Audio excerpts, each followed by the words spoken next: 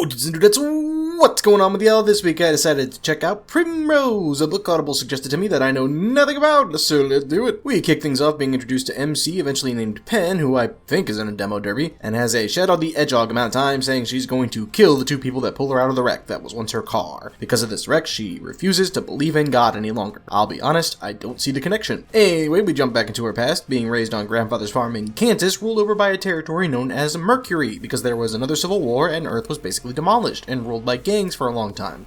Not that they tell you that right off. But anyway, her adoptive grandpa runs a huge swath of farmland that is allocated to him by the government. And then there's this whole argument about authoritarian governments because you have to have a successful farm or the land is reallocated to somebody else. But like, yeah, when your options are run a successful farm or else everyone dies, you kind of need to be successful. In fact, the farm being left primarily in the care of one elderly man and his adoptive granddaughter is pretty fucking nuts, given the circumstances. But we do see several bits and pieces of her childhood, including her whole thing with a neighbor boy who she treats like shit, despite the fact that he is very nice to her and shares his interests with her. I don't know what this is. I mean, don't get me wrong, you obviously don't have to be interested in somebody who's interested in you, but you don't have to be a dick about it, and she's a dick about it. Tell me what to be.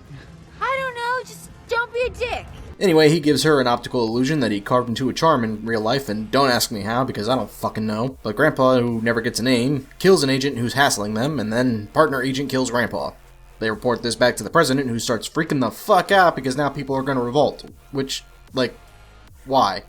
It's not like the Predator thing. If it bleeds, we can kill it. Making a public display of the family would be far more effective. But he kills the agent who survived, so he can't talk. This is double dumb because the agent obviously already talked. I would think to quite a few people, unless every single report goes straight to the director. This had to go up the chain to him, right? Like, the secret is out, bud. When this man dies, your own secret service is going to talk. That's how revolutions are started, by people figuring it's either die listening or die fighting. But anyway, through some dumbness, it's revealed that Pen is the president's niece. I don't know for sure, but it's painted as if the president didn't know this. President does have a name, but he's more generic evil than Voldemort, so I don't care. But he sees Pen in a picture and then he throws it, because he's like Kylo Ren throwing a hissy fit. Pen is approached by two more agents and kills one really easily. Aside from him being a bitch, she feels nothing at this killing. It's not part of her whole story for the next several days until Will asks her about it and she keeps justifying it, but like, even a soldier who has to kill somebody has a hard time dealing with it. Cops have a hard time dealing with it.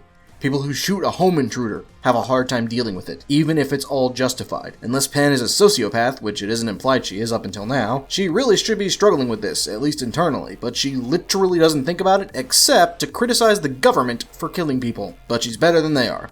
Bitch, the one you killed was just doing his job. But yeah, she's arrested and then overpowers the other fully grown man. Because, sure, if you say so, and kills him in a car accident that she somehow survives.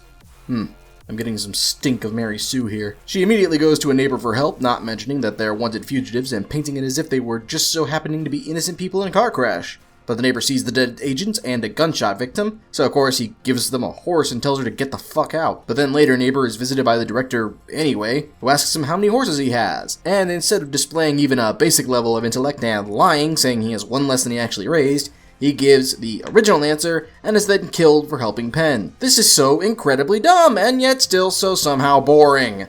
I just finished Words of Radiance. I don't mind long, but this is a slog, even though it's only like 1/10 of the length. Ugh. Spoilers abound, so skip to me final thoughts if you want to avoid plot details. So she goes on the run and bumps into a dude named Henry, who is a couple different characters depending on the scene. He makes several references to modern day media, but botches them up. For example, referencing Gordon Freeman, but claiming that it's part of a game that really loves cake, which would be Portal. Sure, same developer, but the closest reference they have to Gordon in that game is a throwaway joke about Black Mesa, which only comes in GLaDOS's post-credit song. There's a few others, and they're just almost right, but still wrong. Then there's a bunch of self-righteous rings of power level dialogue about how the walls keep people in. No, they keep them out. No, they keep them in, or on, or off, or whatever the fuck. It's full of annoying and the dumb. Pen decides she's gonna kill everyone because her quota of edgy fucking bitch moments was dangerously low, so now she's gonna max that shit out all at once. They somehow break into the city, and I flat out got confused here and lost any and all interest, not gonna lie. Like, people are just brought in from all over the place, and there's an introduction to several characters I didn't realize were people, and soon I had no idea who was was who or what was doing what. And finally, I asked myself if I wanted to go back and try to understand it all, or if I would rather stick wooden splinters under my fingernail. And the fact that I posed that question to myself is really all you need to know. It's really fucking boring. I got to like the last hour of it, and it's really fucking boring. If you want a female-led sociopath who takes down a dystopian dictator, I would guess go with the Hunger Games, because then at least you can debate who Katniss should have ended up with. My personal score is 2 out of 10. Now let's go ahead and take a look at that bingo card. And we crossed lines and dotted circles in such a flurry that tic-tac-toe should be afraid of us. Surprise, surprise, shitty books beats up the bingo card. Anyhow, that's all for this time, so if you have something else you want to review, go ahead and leave a comment down below. Let me know. If you want to see what we get into next time, go ahead and subscribe. Until then, drink plenty of water, tell your parents that you love them, and stroke your mustache at night.